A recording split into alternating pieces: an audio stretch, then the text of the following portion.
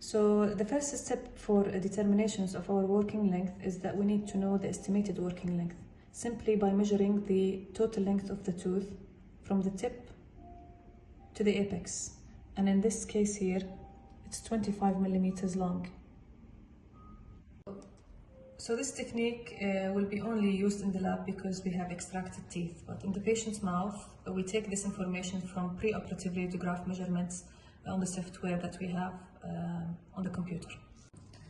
Since the estimated working length of this canine is 25 millimeters, I choose the 31 millimeter long files and I measure the tooth using the ruler up to 25 millimeters. Make sure you use your stopper.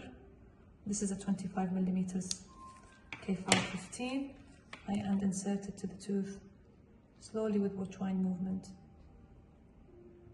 Make sure that your stopper is on your reference point, which is the cusp tip, before taking the radiograph.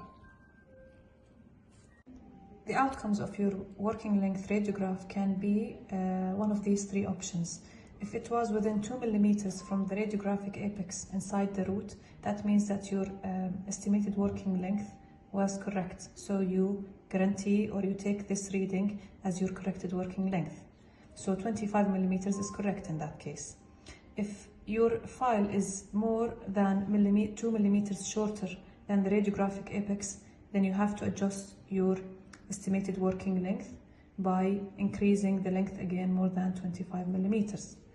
If the file is going beyond the radiographic apex, or we call it overextended, then you have to adjust your stopper and make it less than 25 millimeters.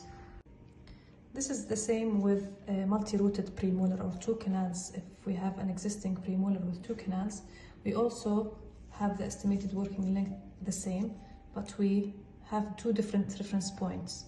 If this is the buccal, we have one measurement, and if this is the palatal, we have the measurements on the other side. Treat them as two separate teeth, as two separate canals have different readings sometimes. And we insert two separate files in these two separate canals to decide the working length of each canal separately. Most of the times, we have to insert them together to have one radiograph, and each file comes to a different reference point. Palatal canal has a palatal reference point, and buccal canal has a buccal reference point. It's very important that you put your stopper in the corresponding